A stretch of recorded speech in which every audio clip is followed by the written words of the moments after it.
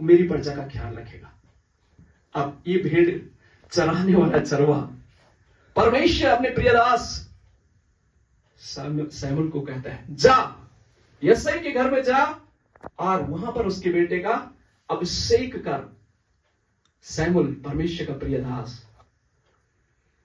अपने हाथ में एक कुप्पी लेता है, अभिषेक करने का एक कुप्पी लेता है, उसमें तेल होता है, यिशै के घर में पहुंच जाता है। देखता है इतना लंबा चौड़ा उसका पहला बेटा देखा।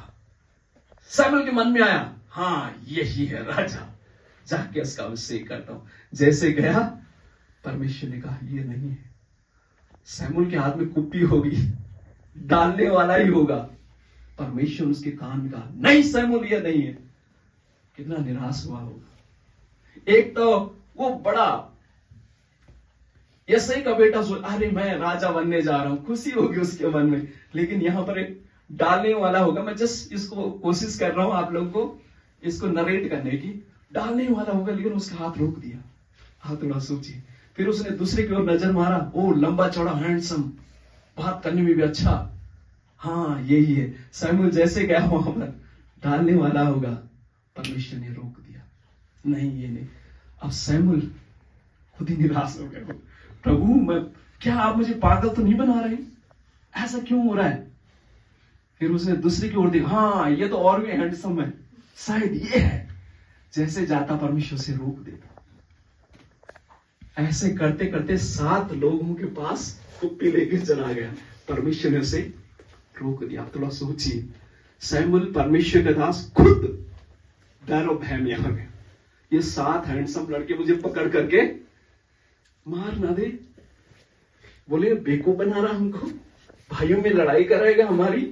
अरे भाई एक किसी का भी कर ले, लेकिन कम से कम किसी का तो कर ले। थोड़ा आप सोचिए, यिशै, उसकी पत्नी, उसके नौकर, उसके जवान, 8 हैंडसम लड़के, 7 हैंडसम लड़के, पढ़े लिखे, एबल, नजर लगाए तो कहें हाँ यही राजा है। परमेश्वर कहता नहीं। मैं सोचता हूं शमूएल कहीं कोने में बैठ करके रोया होगा, 100% रोया होगा। बाइबल में नहीं सारी कहानी लिखी, लेकिन रोया होगा। प्रभु आपने मुझे अपनी बेइज्जती करने के लिए यहां पर लाया है, क्यों आप मेरे ऐसे नाटक बेइज्जती कर रहे हैं। ये लोग मुझे मार ना दे कि हमारे परिवार में तो फूट डला रहा है, क्यों ऐसा कर रहा है। फिर निराश होकर के आंसू पूछ करके फिर यिशै के कान में आया, क्या तेरे इतने ही बेटे हैं। यिशै ने, एक और है वो जंगल भेड़ बकरियों को चराता है। यिशै को बोला, तो लगता है बुढ़ा सटिया गया है, इतने हैंडसम तो उसे राजा बनाने वाले हैं नहीं, उसको बनाएंगे जो हमने नालायक समझ के भेजा है। उसको जो लायक है उनको हमने यहां रखा है, नालायक को क्या करेगा। अब यिशै कहता है जाओ उसको बुलाओ। शायद पता नहीं यिशै ने नौकर को भेजा या भाइयों को भेजा, लेकिन भेज करके ये आया। जैसे ही गेट में आया, लिखा हुआ है उसके चेहरे में लाली चमक रही थी, यानी परमेश्वर का नूर जो है उसके चेहरे में चमक रहा था। परमेश्वर ने शमूएल का, शमूएल यही है।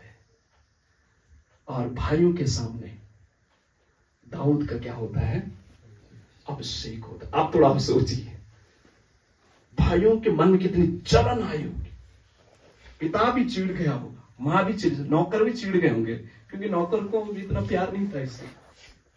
लेकिन देखिए उन सब के सामने जो नालायक था, उस नालायक को किसने लायक बनाया। प्रियो, ये मान्य नहीं रखता है कि आप दुनिया की दृष्टि में कैसे दिखते हैं, आपकी एबिलिटी संसार में क्या है, लेकिन आप आंतरिक जीवन में क्या कर रहे हो, वो परमेश्वर की दृष्टि में अनमोल है। वो जंगल में क्या कर रहा था, पिता ने नहीं देखा, भाइयों ने नहीं देखा, किसी